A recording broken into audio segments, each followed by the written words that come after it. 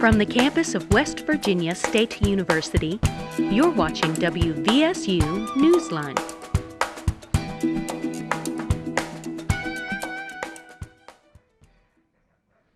Hello, and welcome to a special edition of WVSU Newsline. I'm your host and moderator, Steven Santose Rigel. Joining me to my left is J.R. Hamilton, a junior from Charleston, followed by Brooke Lewis, a graduate student from Charleston. On my right is Jason Robinson, a senior from North Carolina. And lastly but not least, Colton Thomas, a junior from South Charleston. Since February is Black History Month, and WVSU is a historically black university, better known as an HBCU, that was founded on an interracial love story, we at WVSU Newsline want to take the opportunity to have an honest discussion with students about race relations in West Virginia and across the country. Let me start with this. How do students, or not even students, but how do others respond when you tell them you attend an HBCU? People respond differently. Here in West Virginia, mostly we know about West Virginia State University, but others in different cities and states rarely know about West Virginia State University and its heritage and lineage, and they kind of are surprised that this is a historical black university and or college, and it makes them feel kind of indifferent sometimes. Mm. Yeah, I have to admit, I grew up in Charleston my entire life, and I honestly didn't know State was an HBCU up until maybe about 5 years ago. You just didn't hear it talked about too much. But when I got here, the students were so proud of their school's history and its heritage. I learned so quickly, and I myself became proud too. HBCUs are a very important part of history, and I don't think everyone quite realizes that. But I myself am proud now that I'm a part of one to, partake in the history and hopefully see such an important institution, go on. Absolutely. I transferred from a HBCU in Charlotte, North Carolina, Johnson C. Smith University, and everyone takes HBCUs pretty much serious in North Carolina. Here, the response is more of surprise because people really don't know. Where they ask, "What's a HBCU?" And it we have about 5 or 6 in North Carolina that I know of, and everyone knows what HBC is, what the acronym stands for. But here, I just think it's not really put forth as a HBCU. They don't really, I guess, put it out there to the community, the history, and even on campus, a lot of students don't know because it's really not a part of the curriculum. No, I've never heard a professor talking about the history of the university.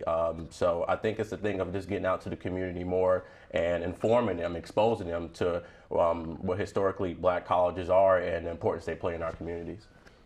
That's huge. I mean, it's crazy because, for such a small university that we are, you've had guys who come here, like Leon Sullivan, who helped end apartheid in South Africa. I'm forgetting her name now, but she was the first African-American woman at NASA.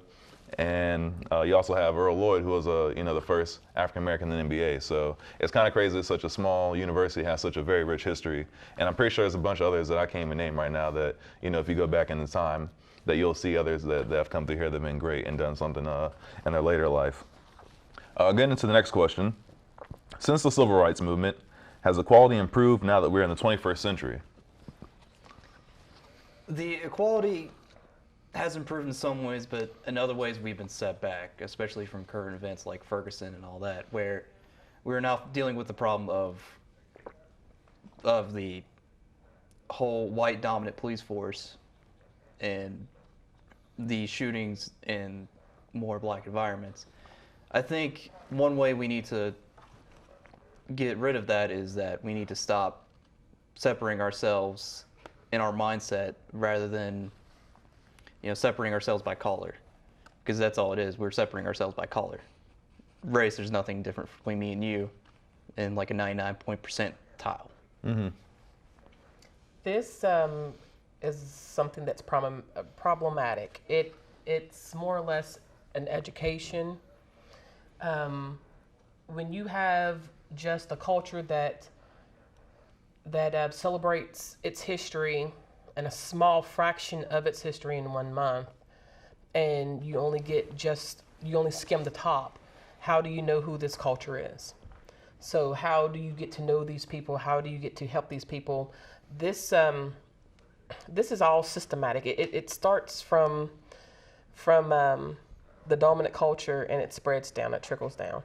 And the African American communities are displaced for certain reasons because the lack of history. And then you have the dominant culture displaced in some aspects because their lack of history. They don't know where these people come from. They only know that we possibly are, we only come from slaves. They don't know the history beforehand. They don't know the history while African Americans lived within this country. So here it is, you don't know anything about these people. Why care about them? You know? That's huge. That is huge. Anybody else want to say anything?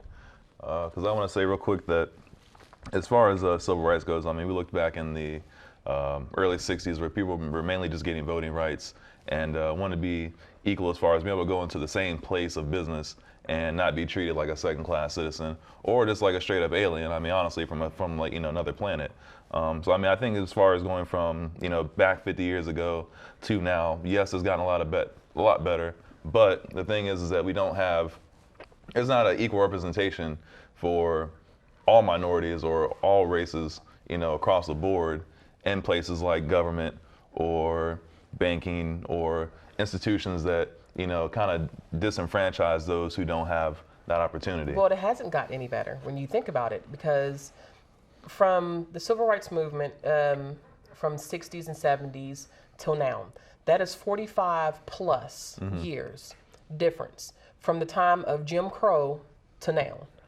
You know, separation between all, and it really, there's no difference between then and now. The only difference is that they nominated a African American president and thought that we, as a black culture or as a black people, would be okay. They tried to pacify us with that, and you cannot pacify us with something that is so small in a great and a bigger history of injustice. There's no way in the world you can do something like that. Right. Yeah. All right, well, moving on. What is it going to take for us to move forward as a unified nation? Well, I think it's going to take a lot of work personally, and there's maybe no clear-cut, direct answer, but I believe a lot of the problems we have today come from what we don't know about each other. And from what we don't know comes fear. I believe education and just learning about each other, because we all come from different backgrounds, we all have different cultures, but we seem to be ignorant of each other's cultures. We know about ourselves, of course, so we all have our own stories. And I think that the worst thing we can do is abandon our cultures, abandon our stories, our ancestors. I think it's more than, you know, not seeing. I think not seeing color is the wrong. I think we need to embrace that. We need to have conversations like this. I believe once we understand each other, we could really, you know, love each other. And I believe a lot of us, you know, myself included, are guilty of maybe not making the efforts that we need to. So. And that's part of our problem is that we're taught what we know today, as in we're taught how we should look towards someone else, how we should act towards something. So it's really, again, it is like our ancestors are teaching us who we need to hate or who we need to like, who we hang out with and who we stay away from. The crazy thing is that there's just so much diversity. I mean, when you think about all the different countries in the world, as many of those countries that have come here to America to try and establish a better life for themselves, I feel like as though, you know, it's so much that we don't even have a chance to really even explore who we're really dealing with. I mean, now you're looking at today, you know, there's a huge thing with Syrian people coming to this country, and it's almost as if we shun them almost the same kind of way we shun pretty much all, you know, Muslims right after 2011 happened. 2001 happened. I mean, it's the same thing, I think you could say prior to that when, you know, people first came here to America, how they pretty much shunned the Native Americans. I mean, there's only very few of them even remaining nowadays. So, I mean, I feel like as though if people had the chance to really get to know each other, you know, rather than just trying to destroy each other, I think That was a system that was placed, though. right. When you think about it, when the European Americans came over, they put them in a category of nationality. But as more immigrants came from different places or places with people of color or POCs, they placed them in different categories also. So you have European Americans and North Africans in the same category as Caucasians. And that's the thing about it. Like, say they're Caucasian, even though they're from North Africa, then everyone else is placed in their category. You have Spaniards or Spanish, and then you have African American. That's just like putting a biracial child in a category. My child is biracial. And since there's a law stated in West Virginia that he cannot be what the origin of his father, who is Italian American, he has to be the origin of the mother. So it's all right around again. What is it? That one drop rule. As long as he has that one drop, he's still categorized as being black. That's really interesting. So once again, it's the system. Yeah. Well, hopefully, I mean, they dedicate more times for, people to explore each other's diverse, cultures that they have, because every culture is rich, in my opinion. Lastly, with the situations like Jefferson and Baltimore, can we influence race relations in the rest of the world? I think we can use that to learn from and try to better ourselves to not have it happen again, to improve upon what we've done in the past and making things better for the future, as cliche as that sounds. Okay. Yeah. Our best determinant of the future is to study the past. If we forget our past, then we're liable to make the same mistakes we've made. I believe we can look to several things in our past, such as the Native Americans and the Holocaust. There's all kinds of things because of a fear of, like I said earlier, of what's different. And once we get rid of this fear, I think we could come together a bit. We just need to reach out. There's been too much hate too long. Absolutely. I think it's hard for people who live in, the same type of general setting where they're not exposed to different types of people. I know, there's not a whole lot of diversity in certain small towns. So, I mean, you're always going to have people who, don't know or don't associate themselves with other types of people just because of the fact that they're only used to seeing, their neighbors or their little community. But I mean, for mainly urban environments, I think that's, where it's most important. Yes, I think you have to be able to share each other's experiences. You can't help me or know what direction to point me in or walk with me unless you've been in my shoes. Sharing those experiences kind of ties together what you know and what's practical. And then we have the understanding of where and how to move forward.